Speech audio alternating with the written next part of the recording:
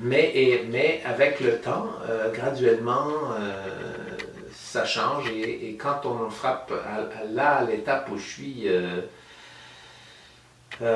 suis à l'aise avec ça, je suis à l'aise, ça m'intimide pas. Donc, satisfaisante, ça prend pas beaucoup de place, ça prend une place, ça prend la place que ça devrait, puis c'est moins prononcé que la vingtaine. Mm-hmm. Moins prononcé que mettons, la quarantaine.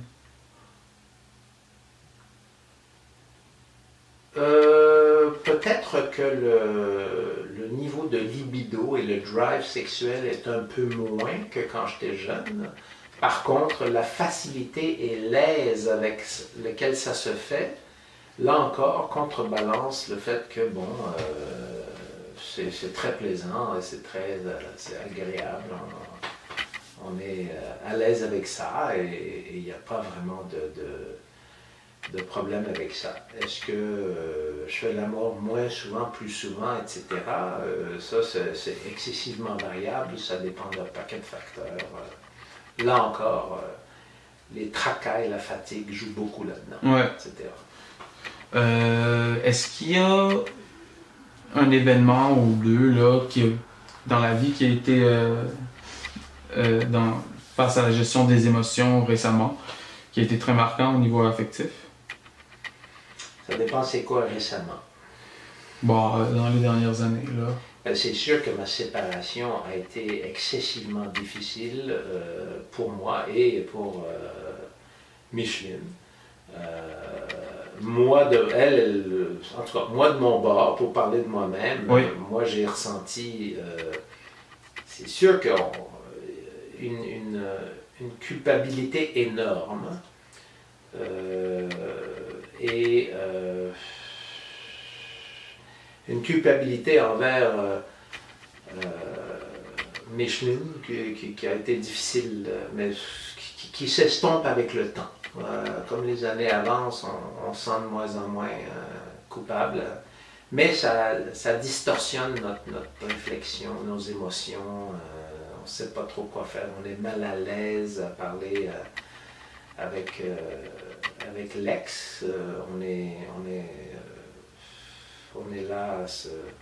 Et de temps en temps, évidemment, ça n'enlève pas le fait que j'ai eu des très bons moments avec, et donc il y a une nostalgie du passé qui existe et qui existera toujours, etc. Ça a été le fun, jusqu'au moment où ça ne l'était plus, mais il y a eu ce qu'il y a eu, il y a eu des très bons moments. Et c'est sûr que c'est des bons souvenirs, et on peut avoir de la nostalgie de ces souvenirs-là, et on vit avec ça. Ça, c'est comme ça que je suis comme ça, je pense que tout le monde est comme ça. Donc ça, c'était un moment, une couple d'années très difficile à vivre. Moi, j'ai heureusement... La relation avec les enfants, ça c'est... Ouais, ça c'est gardé? Ma relation avec mes enfants était... personnellement, j'ai 3 enfants. Les 2 plus vieux ont été plus vieux et plus témoins de la relation que j'ai eue et des hauts et des bas que j'ai eus, surtout dans les dernières années avec Micheline. Mon plus jeune a été moins témoin de ça et a été plus jeune, et donc il a été plus pris de court et plus sonné par l'événement. Lui aussi a souffert de ça, alors que les 2 autres étaient déjà plus vieux, puis ils avaient vu, ils s'étaient déjà rendu compte de ce qui se passait, puis ils comprenaient pourquoi j'ai fait le move, alors que mon plus jeune, il était plus jeune justement. Puis, donc, il n'était pas dans le coup, il ne s'est pas rendu compte de ce qui s'est passé, alors ça l'a comme beaucoup affecté, je pense. Lui aussi a vécu de l'anxiété, puis je sais qu'il a payé le prix d'un peu de ce... Bref, vous, comment vous l'avez vécu? Ouais, moi, évidemment, c'était une autre source de culpabilité vis-à-vis... comment je me sentais à propos de... Je ne me sentais pas coupable à propos de mes 2 plus vieux, je me sentais plus coupable à propos de comment se sentait mon plus jeune. Moi, c'était surtout du côté de culpabilité, puis aussi d'être absent pour... les autres étaient partis en appartement, mais lui, il restait à la maison, donc je me sentais que j'étais un peu absent vis-à-vis sa présence. J'aurais voulu être plus là. Ok, si on parle de l'entourage que vous avez parlé de vos amis, là, plutôt. Dans votre entourage en général, votre famille, vos amis, vous avez plus parlé, vos collègues de travail. Est-ce que vous êtes satisfait? Est-ce que vous aviez un certain idéal? Et comment vous sentez-vous par rapport à ça? Est-ce que j'ai un certain idéal de... Est-ce que je suis content de ce qui oui, je suis? Êtes-vous satisfait de votre... Et est-ce que vous sentez accepté par votre entourage? Je suis satisfait de qui je suis, puis je suis satisfait de là où je suis rendu dans la vie. Je suis satisfait de mon entourage. On vous sentez accepté? Je me sens super bien accepté en général. Dans toutes les sphères? Moi, je me sens...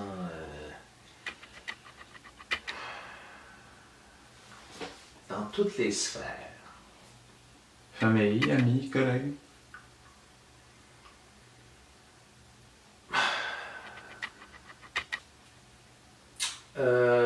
Collègues, c'est sûr, oui. Mes amis, j'ai pas de problème.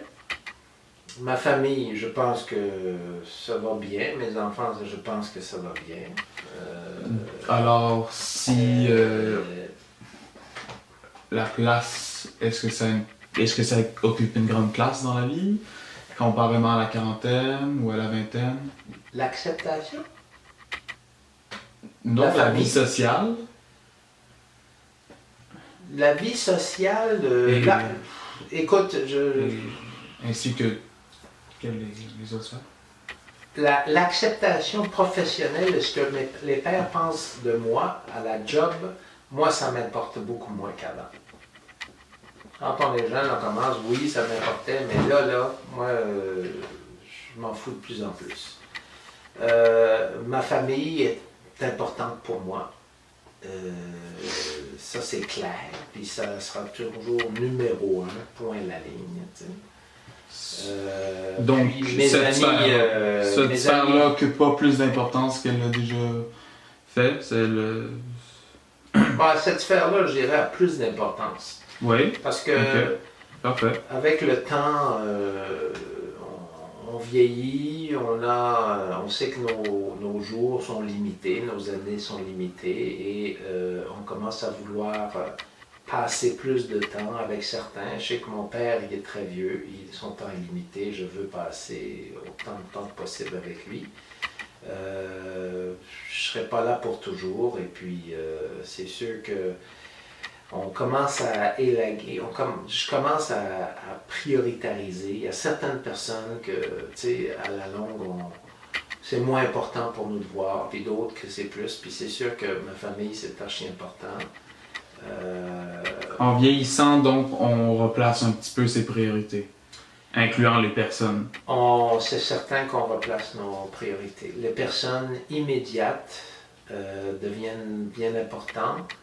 Dans ma famille, il y a, c'est ça, les gens avec qui je vis, mes enfants, ça c'est bien important. J'ai peut-être une couple d'autres personnes dans ma famille qui sont des cousins avec qui j'ai partagé du bonheur quand j'étais jeune et donc qui me sont chers. Les autres personnes de ma famille, j'ai peu ou pas de contact.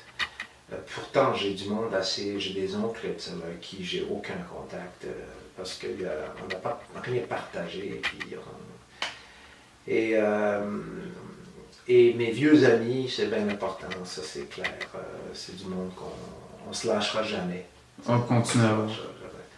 Oui, c'est bien important. Alors, dernière question, là. Par rapport au sujet de la mort, c'est quoi votre perception, l'opinion? Y a-t-il une angoisse existentielle par rapport à ça? Sinon, est-ce que c'est quelque chose que vous acceptez assez facilement? Je suis biaisé personnellement un petit peu par la job que j'ai. Je vois beaucoup des gens qui développent des maladies qui vont éventuellement les tuer. Il y a des moments que je dois dire que dans la job que je fais, ça commence à m'affecter de plus en plus ça. Alors que quand j'étais plus jeune, ça me passait, mais là que j'ai commencé à avoir plus d'âge, j'ai beaucoup de patients qui ont mon âge, qui mangent la claque et qui se retrouvent avec un diagnostic qui va mener à leur mort à court terme. Et là, j'ai des fantasmes, comme quoi demain je vais me faire diagnostiquer avec un cancer, etc. C'est sûr que c'est pas... parce que je sais, c'est ça qui arrive de plus en plus on vieillit, etc. Alors c'est sûr que c'est quelque chose qui me hante. Je ne suis pas plus immun à ça qu'un autre. Et j'ai pas hâte, je veux pas, j'ai pas hâte. Est-ce que j'y peux rien. Et je fais partie de la gang et on est tous dans le même bateau, on est tous dans le même autobus. Mais est-ce que j'aime ça? Est-ce que je suis en paix avec ça? Non, je ne suis pas en paix avec ça. Je voudrais rester là parce que j'aime la vie. J'aime la vie. J'aime trop la vie.